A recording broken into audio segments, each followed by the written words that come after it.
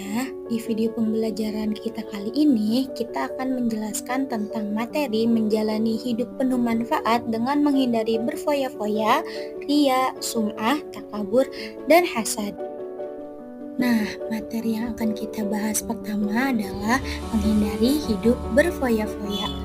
Kayak gimana sih cara menghindari hidup berfoya-foya itu? Harta merupakan cobaan bagi pemiliknya. Jika harta digunakan dengan baik, maka harta bisa bermanfaat baginya. Sebaliknya, kalau harta dikelola secara salah, maka akan mencelakakannya. Harta bisa menjadi tercela jika dijadikan tujuan utama oleh pemiliknya, dan dalam proses mencarinya tidak diniatkan untuk beribadah kepada Allah Subhanahu wa Ta'ala.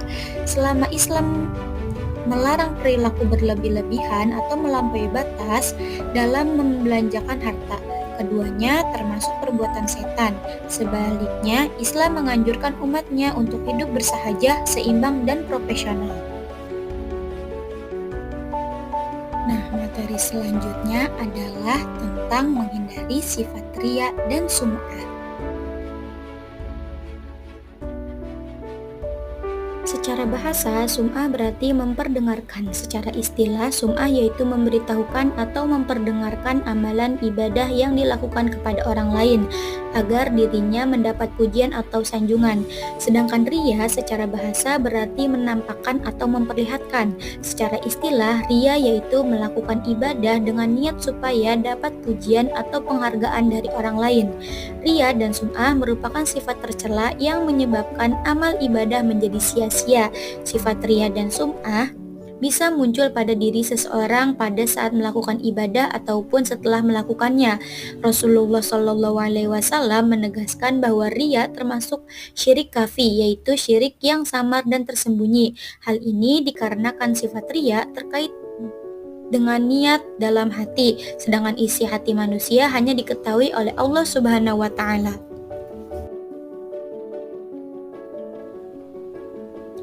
Ria dan sum'ah merupakan penyakit hati yang merusak amal seseorang. Kedua sifat ini sulit terdeteksi, namun memiliki ciri-ciri yang dapat dilihat atau dirasakan. Seseorang yang bersifat ria dan sum'ah memiliki ciri-ciri sebagai berikut. Yang pertama, selalu menyebut dan mengungkit amal baik yang pernah dilakukan. Yang kedua, beramal hanya sekedar ikut-ikutan bersama orang lain. Yang ketiga, malas atau enggan melakukan amal soleh apabila tidak dilihat oleh orang lain. Yang keempat, melakukan amal kebaikan apabila sedang berada di tengah khalayak ramai. Yang selanjutnya, amalannya selalu ingin dilihat dan didengar agar dipuji oleh orang lain. Yang selanjutnya, ekspresi amal berbeda karena sedang dilihat oleh orang lain atau tidak. Dan yang terakhir, tampak lebih rajin dan bersemangat dalam beramal saat mendapat sanjungan. Sebaliknya, semangatnya akan turun apabila mendapat cemoohan dari orang lain. Materi selanjutnya yaitu menghindari sifat takabur. Takabur adalah sikap seseorang yang menunjukkan sifat sombong atau merasa lebih kuat, lebih hebat dibandingkan orang lain. Orang takabur selalu meremehkan dan merendahkan orang lain, tidak mau mengakui kehebatan dan keberhasilan orang lain, dan menolak kebenaran. Pendapat orang lain dianggap tidak ada gunanya dan tak mau menerima saran dari orang lain. Sifat takabur termasuk penyakit hati yang sangat dibenci oleh Allah Subhanahu wa Ta'ala karena membuat seseorang ingin terus-menerus menunjukkan kehebatan dirinya di hadapan orang lain. Allah Subhanahu wa Ta'ala berfirman dalam Quran Surah Al-A'raf ayat 40 yang berbunyi, "Sesungguhnya bagi orang-orang yang mendustakan ayat-ayat Kami dan menyombongkan diri terhadapnya, tidak akan dibukakan bagi mereka pintu-pintu langit dan mereka tidak akan masuk surga sebelum unta masuk ke dalam lubang jarum. Demikianlah Kami memberi balasan kepada orang-orang yang berbuat durhaka." Materi selanjutnya yaitu menghindari sifat hasad. Setiap manusia diciptakan oleh Allah Subhanahu wa Ta'ala memiliki kekurangan dan kelebihan masing-masing. Seseorang yang memiliki banyak kelebihan bukan berarti tanpa kekurangan. Demikian pula sebaliknya, seseorang yang memiliki banyak kekurangan bukan berarti tanpa kelebihan. Tak seorang pun di dunia ini yang sempurna. Ketidakmampuan dalam mengelola kekurangan diri serta berlebihan dalam menunjukkan kelebihan akan berakibat munculnya sifat hasad. Hasad adalah sifat seseorang yang merasa tidak senang terhadap kebahagiaan orang lain karena memperoleh satu nikmat dan berusaha menghilangkan nikmat tersebut. Sifat ini muncul pada diri seseorang dikarenakan adanya rasa benci terhadap segala sesuatu yang dimiliki orang lain, baik berupa harta benda ataupun jabatan. Misalnya, ketika ada teman membeli gadget baru, kalian merasa tidak senang dengan keadaan tersebut, sedangkan kalian belum bisa mempunyai barang tersebut. Allah Subhanahu wa Ta'ala secara tegas melarang sifat hasad. Dalam Quran Surah An-Nisa ayat 32 yang berbunyi, "Dan janganlah kamu iri hati terhadap karunia yang telah dilebihkan Allah kepada sebagian kamu atas sebagian yang lain, karena bagi laki-laki ada bagian dari apa yang mereka usahakan, dan bagi perempuan pun ada bagian dari apa yang mereka usahakan. Mohonlah kepada Allah sebagian dari karunia-Nya, sungguh Allah Maha mengetahui segala sesuatu."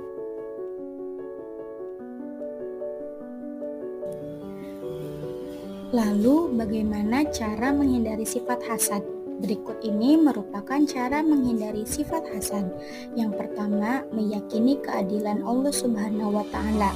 Allah Subhanahu wa Ta'ala memberikan rezeki dan nikmat kepada semua manusia secara adil dan sesuai kebutuhan hambanya. Apabila kita meyakini keadilan Allah Subhanahu wa Ta'ala tersebut, maka sifat hasad akan hilang dari diri kita. Yang kedua, memperbanyak rasa syukur. Bersyukur merupakan salah satu cara agar selalu ingat atas nikmat dari Allah Subhanahu wa Ta'ala. Rasa syukur juga akan menumbuhkan kesadaran bahwa semua manusia punya hak yang sama untuk memperoleh nikmat dari Allah Subhanahu wa Ta'ala. Dan yang ketiga, menjaga sifat rendah hati atau tawadu. Masih banyak orang yang lebih susah dibanding kita. Oleh karenanya, perlu bersikap rendah hati dalam kehidupan sehari-hari. Dengan demikian akan menghilangkan sifat rakus dan hasad pada diri kita. Yang keempat, senang membantu orang lain. Selalu ringan tangan dan ikhlas membantu akan menjadikan diri kita mampu merasakan kesulitan yang sedang dialami orang lain. Rasa empati seperti ini akan menghilangkan sifat hasad kepada orang lain. Yang kelima, mempererat tali silaturahmi. Sifat hasad muncul karena seseorang kurang mengenal dengan baik kepribadian orang lain. Dengan mempererat tali silaturahmi, maka akan tumbuh rasa persaudaraan antara sesama dan menghilangkan sifat hasad.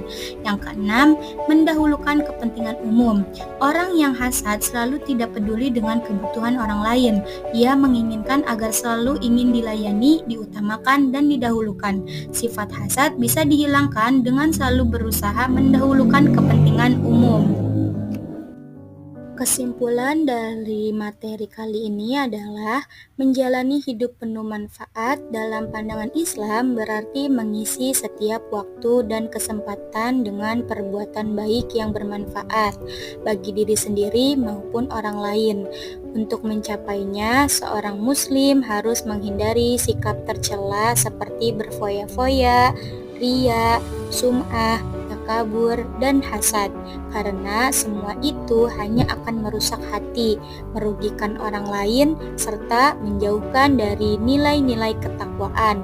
Hidup yang sederhana, ikhlas, rendah hati, dan bersih dari iri dengki adalah kunci untuk meraih keberhasilan serta menjadi pribadi yang disukai oleh Allah Subhanahu wa Ta'ala dan manusia.